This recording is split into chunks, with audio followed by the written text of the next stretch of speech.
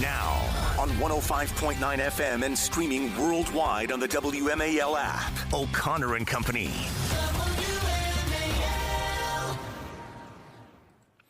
WMAL. 8:07, it's O'Connor and Company. Thanks so much for tuning in here this Wednesday morning in your nation's capital. We are very proud and honored and humbled that you choose to start your mornings with us. And we don't want to let you down ever. If we ever do, just let us know. Just send us an email, a tweet, a message. Trust me, you have ways of finding us. Let Larry know. Let Julie know when you see her at Wegmans. Just stop her in the produce aisle. What have I unleashed? Don't stop me when I'm at Wegmans. Do not stop me. Get out of my way. Things to do.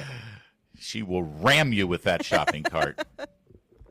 That is Julie Gunlock. I'm Larry O'Connor. Coming up in 30 minutes, Alex Swoyer is going to join us from the Washington Times, talk about Chief Justice Roberts. We just talked about it in the last hour. Roberts wading in on the potential threat of impeachment of one of the couple of these federal judges who seem to be overstepping the bounds. You know, it's funny that we finally get a statement from Justice Roberts. You know what I'm still waiting for? A statement about the leak of the Dobbs decision, Chief Justice Roberts.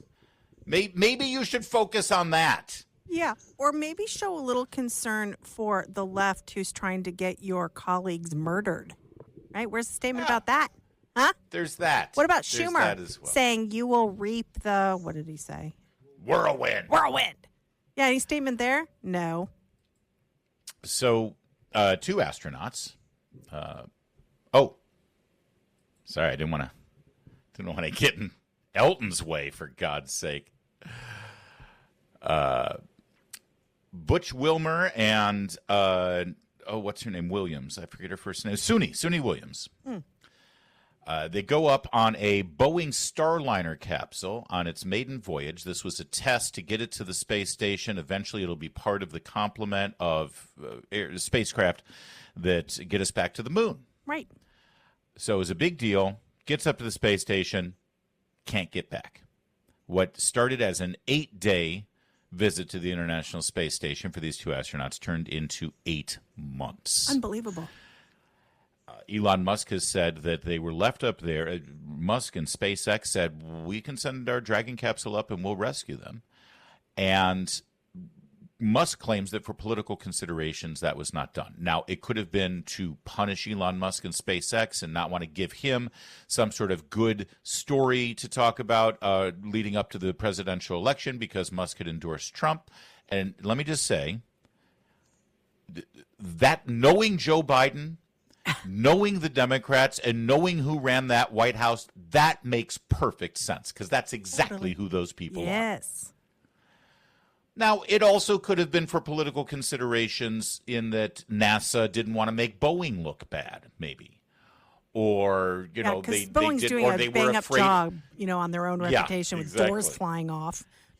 Maybe they were afraid of risk. Everything is risky, as that first mission to the space station. Imagine if they had haphazardly or too impetuously sent a rescue mission up without proper planning, and then they got stranded. I mean, that you take one bad story and turn it into a cacophony of bad stories. There could have been many reasons, right? Sure. But I take this as kind of the be-all and end-all because the two astronauts in question on the space station on March 5th were interviewed via closed circuit by reporters down here on planet Earth. The Washington Post reporter asked Butch Wilmore, the astronaut, Elon Musk has said that he made the offer to bring you guys back earlier and it was denied. Is that true? Here's the answer. Question relates to Elon Musk has said that he made the offer to bring you guys back earlier and that it was denied. My first question is that true? And if so, what would that have looked like? Was he offering to make another flight, push seats on another flight? Could you give us some background there? I can only say that Mr. Musk, what he says is absolutely factual. All right, so why is there any guesswork here now? We just had, God bless him, he's a great guy, astronaut Tom Jones. He still works for NASA. We asked him 3 times about this yesterday. He's like, well, there are a lot of other considerations.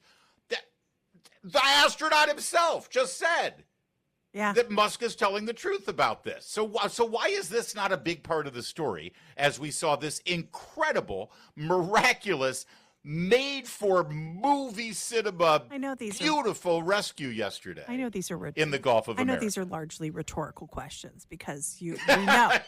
We know. We know the reason. It's just like someone on the left literally wants to go over there and shoot all those dolphins. Okay, they're like, why? Why did the dolphins have to show up and give even more of a good look for Musk, right? Musk can't have a good day. Trump can't have a good day. Musk can do no. I mean, and now you see the narrative being like, he has nothing to do with SpaceX anymore. He has nothing to do with the design. He's the only one who can offer to go up and rescue these people. Okay, and he did, and they rejected it. And they rejected it because Biden didn't want Musk and Trump to have a good day. That is why. And the Democrats have no problem. I loved, the Tom we talked to yesterday said, the only people who really cost were their families. And that's a big consideration. These people were away from their families for nearly a year. I mean, look, maybe I know Alec Baldwin would like to spend a year up in space away from Hilaria, but most people want to be with their families. And when they're supposed to go away for a week and they are gone for nearly a year, missing Christmas and birthdays and also, it's a big deal. So Fox News had a former astronaut on to talk about this yesterday. I want you to listen to what he had to say. This is cut 23 here. Now take a listen. Mental side to it, too. Haig, Butch Wilmore. Before I talk about that, let me say something. I was watching the previous, your previous program, The Five, and they're talking about abandoned and they were stranded by President Biden. That is not true. They have had a spacecraft up there since September that was going to bring them home. They've always had a ride home, and the decision to keep them up there had nothing to do with politics. It was just the fact that you need crew members to operate the space station, and they were the two that were there, and you had to send up. Hold on. So they've had a spacecraft up there. Yeah, the one that was broken. Yeah. That malfunctioned. Who was that, Larry? Who was that? It was just some astronaut, just a random astronaut that they booked. Oh, no, wait. His name was Scott Kelly, the twin brother of highly partisan Democrat Senator Mark Kelly, who shockingly, who just switched his Tesla. Oh, and the Kellys are both these environmentalists, right? He switched his Tesla for a gas-guzzling SUV, which, by the way, is my preferred vehicle. But still, these people are unhinged. I mean, also, the Kelly brothers, they have such a hard time praising Elon Musk. They can't do it. The TDS is too strong. Elon Musk, through SpaceX, has done things that I would say that only NASA engineers could have dreamed of, but I don't even think they could dream of the stuff that Elon Musk has been able to do. Forget about returning a rocket booster back and landing it on a platform. He's got these giant chopstick arms that catch the thing in midair. He's producing rockets at such a pace, reusable rockets. They're not like wasted and just drift off into space or splash down into the Gulf of America and never to be used again. He's able to reuse his rockets, saving money, making it more efficient, and making exploration and colonization of Mars actually a dream come true. Not something I'm interested in doing, but if you're into space, that's kind of a big deal. And they can't bring themselves. So that's Scott Kelly saying, that's not true. This had nothing to do with politics. All right, in a moment. I love this. So that happened at 6 o'clock on Fox News. 3 hours later on Hannity, they had Elon Musk. And so they asked him, well, we were just told a couple hours ago that it's not true what you're saying about Biden. We'll hear from Musk in just a moment. It's 8:15 WMAL, traffic and weather every 10 minutes. First on the fives, here's Jamie Whitten in the Hadid Carpet Cleaning Traffic Center. WMAL, making sense of the news. I can only say that Mr. Musk, what he says is absolutely factual. Now, that should be the beginning, middle, and end of this story. It's like, let's go to the source. Let's go to the astronaut involved. Right. Well, the Biden administration hasn't confirmed this. Well, of course they're not going to confirm it. Nobody at NASA is going to. How about the guy who's stranded in space? Yeah. He said it's true. Yeah. So now, and why this is even a question, I don't know. So here's Musk. He appears on Hannity last night. Let's go to cut 24. We'll see what he had to say. I just want to clarify on the issue of whether or not you had offered to send this rocket to space to rescue these astronauts sooner to Joe Biden and Kamala Harris. I heard somebody earlier today say, in fact, that didn't happen when I believe it did. No, we definitely offered to return the astronauts earlier. There's no question about that.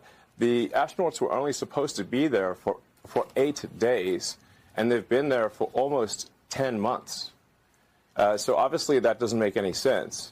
SpaceX could have brought the astronauts back after a few months at most, and we made that offer to the Biden administration.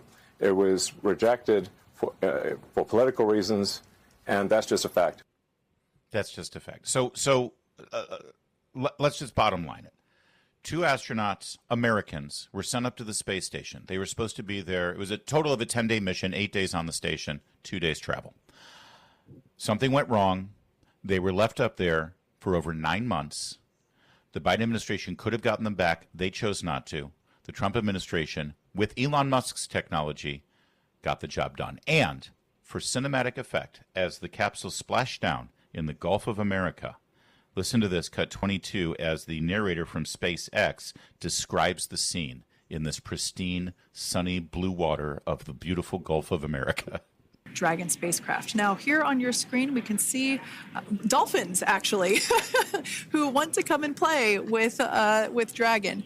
Now, one of the fast boats there in place, working to assist the recovery team member. It's incredible. I just love these views. We really see them even better in daytime, but just seeing the recovery team work in tandem to step through each step, to step through each operation. Obviously they're getting quick assists from the honorary part of the recovery team, those dolphins in the water there. White supremacist dolphins, by the way, obviously. What did you say? The Democrats wanted to have snipers there to exactly. kill the dolphins? Yeah. Stop making this better than it is. Someone's going to introduce some sort of kill the Gulf of America dolphins. You just watch. Yeah, so just understand something. And Rush Limbaugh used to be so great at this when there was a Republican in the White House. You have to understand things, or when the Republicans have the majority in the House and Senate, as we do right now. Good news for America is bad news for Democrats. That's right. That's absolutely right. Good news for your family. Good news for your children. Good news for your finances. Good news rescuing astronauts.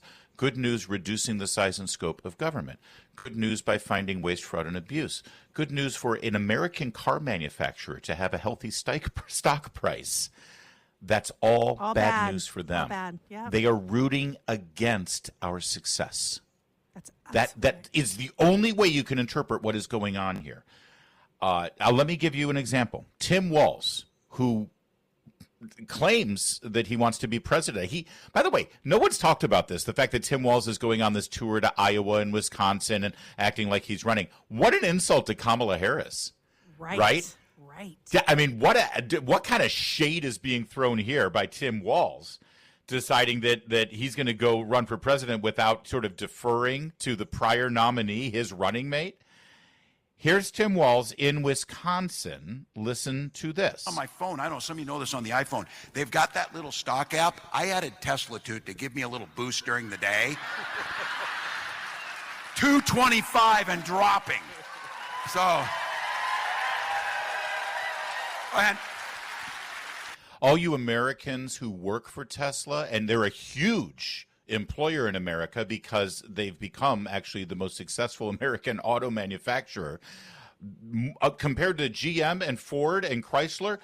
Huge percentage of this automobile is manufactured right here in the United States of America for sale right here in the United States of America. If you are an owner of the stock, or if your retirement fund or your IRAs or maybe your union pension plan owns stock in Tesla. Tim Walz, one of the leading candidates for president right now, on the ticket last night, he is rooting for your failure. He is, absolutely. He wants you to fail. Yep. And he makes it a laugh line. Yep. And when you trot out the guy who lost with Kamala Harris, in an amazing way against a candidate who was under constant attack. And you think that's going to win? You think that's really going to convince Americans that Democrats are looking out for them? Look, I have one word to say. He's so weird. He's so weird. Democrats are weird at this point. But funny you should say weird, because how did he put that? Sometimes when I need a little boost, I look at the stock price. Elon Musk tweeted out, sometimes when I need a little boost, I walk through the White House and I see a picture of J.D. Vance as vice president. That's so great. That gives me a boost. Thank you, Tim Walls. It's 8:23.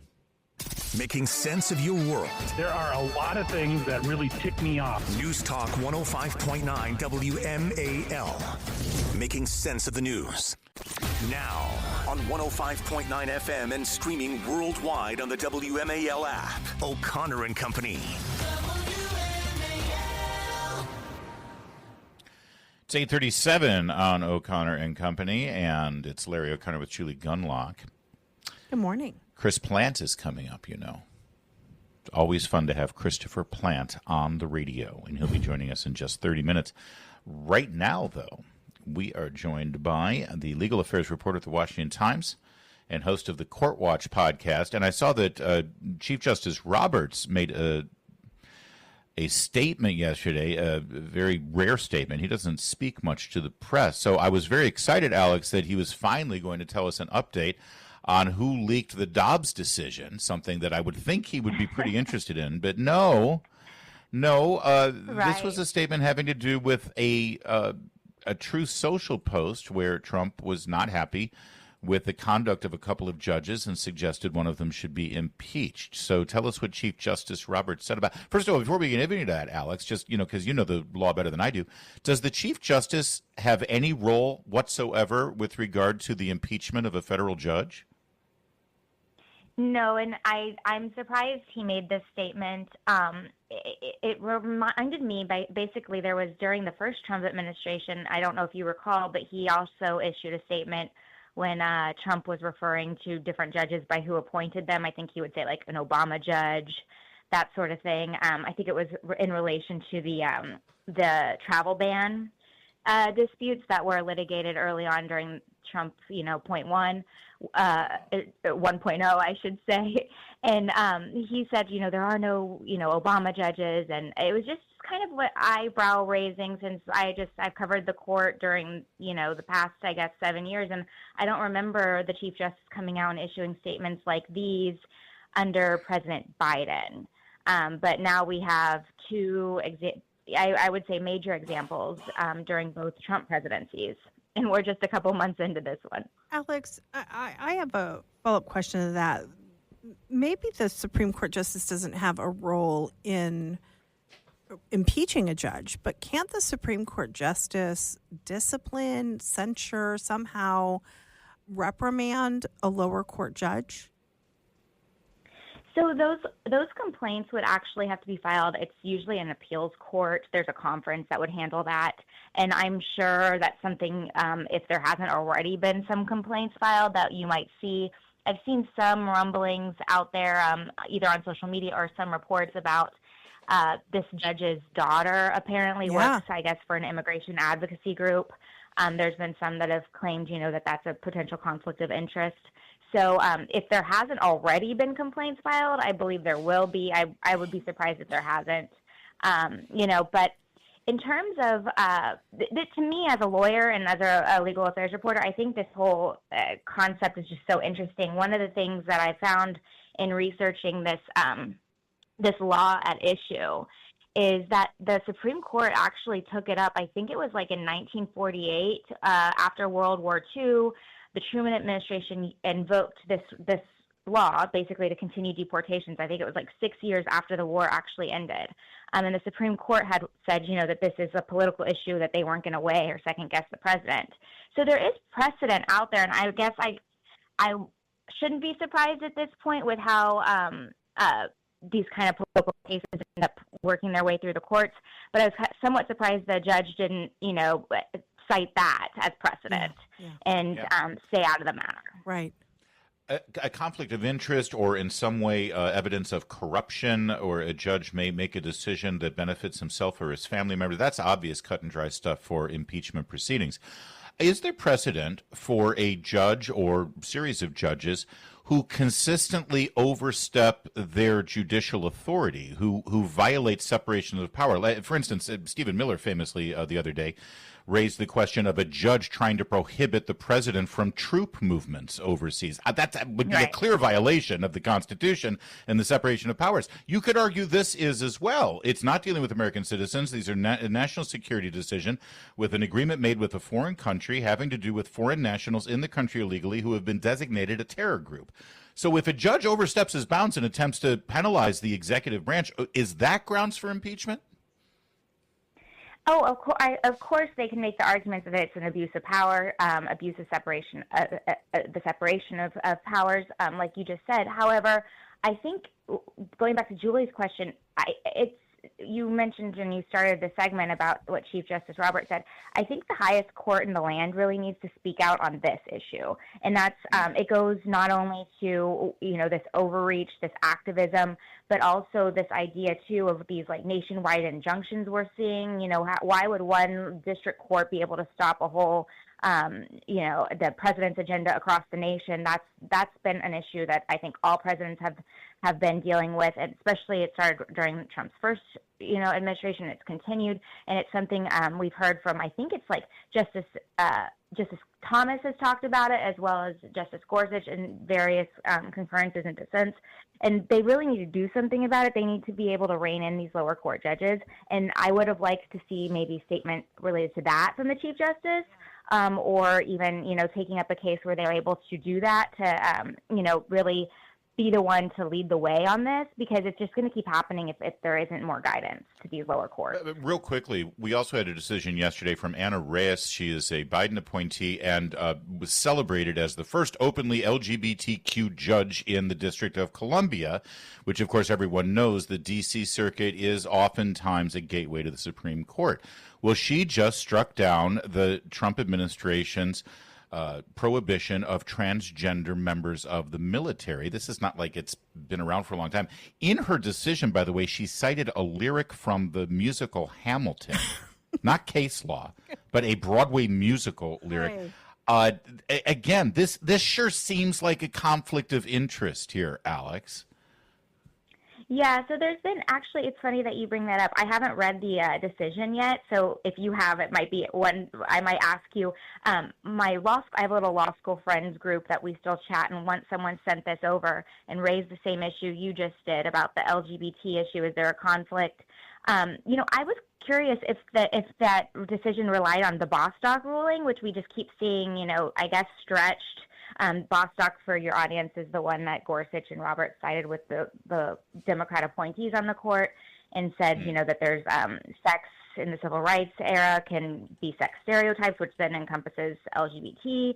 So, this is something Alito had kind of warned about in his dissent, that it could be used for girls, sports. And, we're talking about transgenders in the military. And I was just kind of curious about, I hadn't looked at that yet, so I shouldn't really weigh in on it. But I was wondering Bostock was cited. Yeah, Bostock was cited, as was Lin-Manuel Miranda. In the description of, not Miranda Rights, I mean Lin-Manuel, the composer on Broadway of the Hamilton musical. So Miranda Rights would have been better. But you're raising an issue of the appearance of impartiality, potential bias, and I think it's fair. Everybody will question, if you're part of the LGBTQ movement, how could you fairly weigh this issue? Should you recuse? Similarly to when you were talking about the prior judge with his daughter's work and immigration activism, it definitely gives this appearance of an agenda rather than trying to follow the law. It sure does. And sadly, that's what we're faced with right now, as judges feel like they need to take up the role of resistance against the Trump administration. Alex Swoyer, legal affairs reporter, Washington Times, and host of the podcast Court Watch. Thank you, Alex, for joining us. Appreciate it. Thank you for having me. It's 8:45. Making sense of the roads, because traffic doesn't always follow the pattern. Download the WMAL app to stream us for free. Yesterday, we told you about how the Associated Press had misreported a story about Tulsi Gabbard being quoted saying that Donald Trump is very good friends with Vladimir Putin. Turns out she was talking about the Prime Minister of India.